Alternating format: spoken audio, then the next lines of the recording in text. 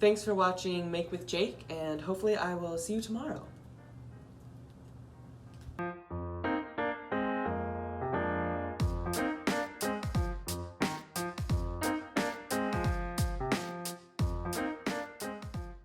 Hi, so today we are going to do a craft that I used to do a long time ago when I was in junior high.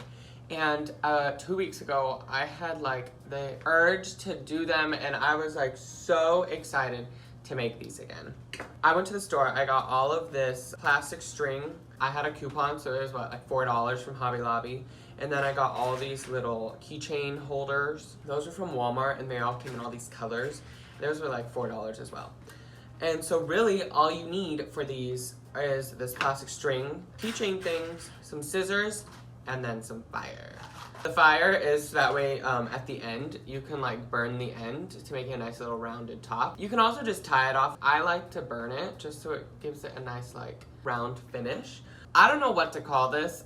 Some people call it like GIMP or like boondongle or boondoogle. I don't know, like plastic string art, keychains, plastic string keychains. And so today is a little different. It might be a little more like technical, I guess, I don't know.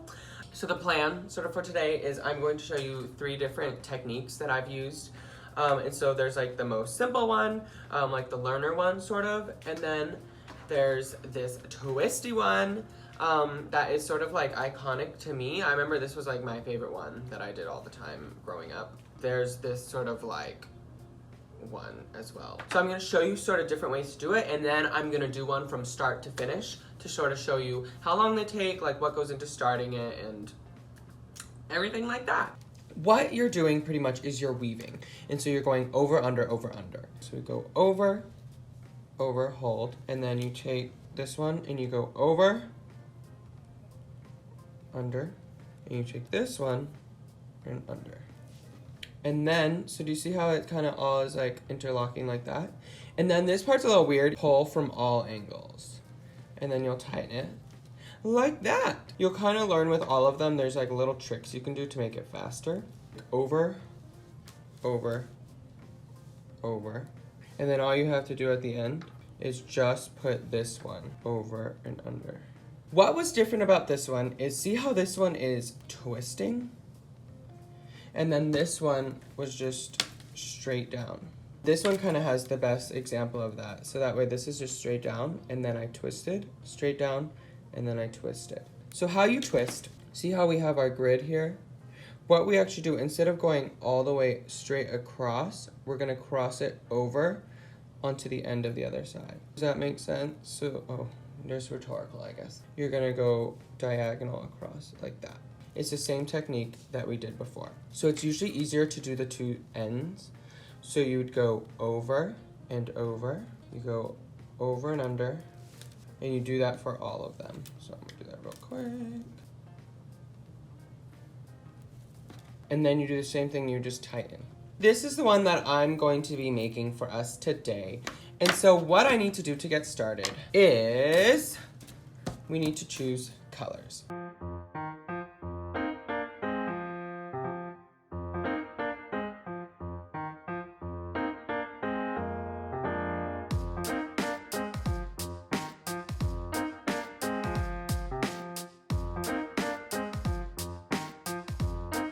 Okay, as you could tell, that took way too long, but these are the colors I'm deciding to use. And I'm gonna do something similar to this one, but what I'm gonna try to do is I'm gonna try to zigzag along. I've gotta choose something to attach it with. Out of all my colors, I just chose a normal one. All right, so now what we gotta do is we've got to measure out the length of our string. Anywhere from 2 to 3 feet of string, I think would be great. Now, I just need to cut my other 3 colors to the same length.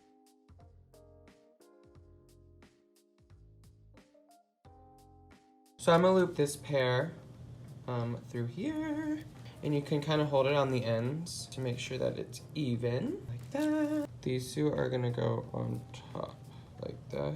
You're gonna make the first one sort of like over your thumb. What we'll do is we'll just kind of cross the light colors, and we'll kind of get these starting to weave. And now I'm gonna take my dark blue.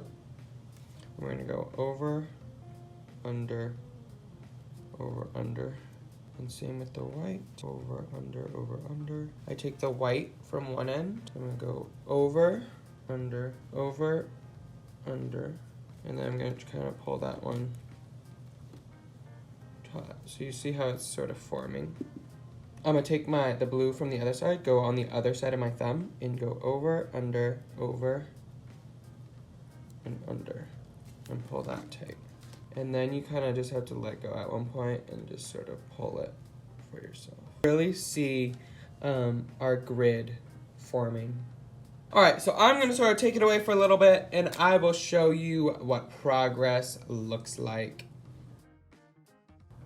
I realized I tried to show you a time lapse of what I've been doing and you really can't see anything that I'm doing. So I'll just take a little break and show you.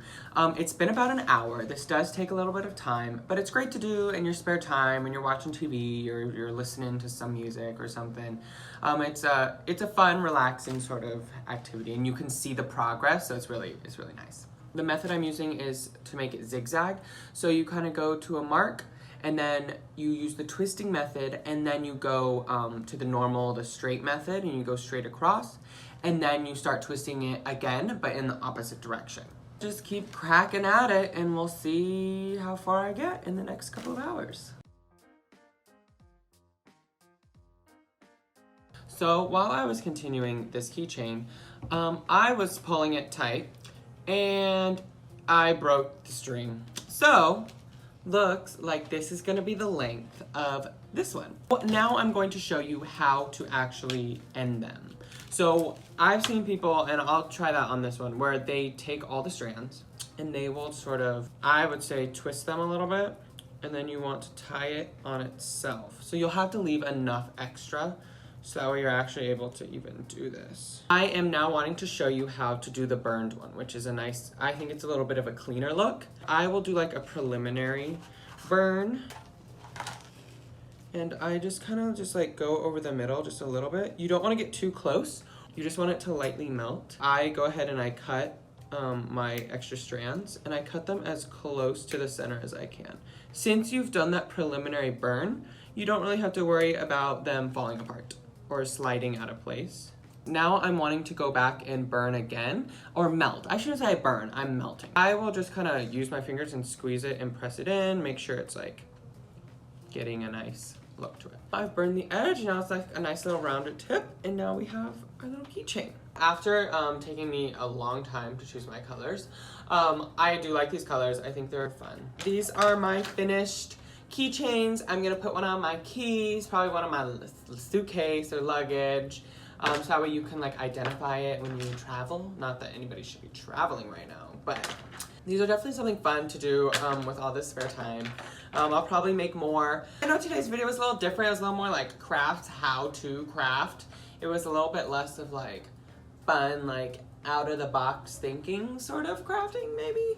So let me know if you like that or not. I don't have to, or I can. So that was the video for today. Just kind of how to make these little keychains. And I know that there's lots more different ways. You can like double up string. You can do like 10 by 10s. You can do some wild, like I've seen people make little like figurines out of it.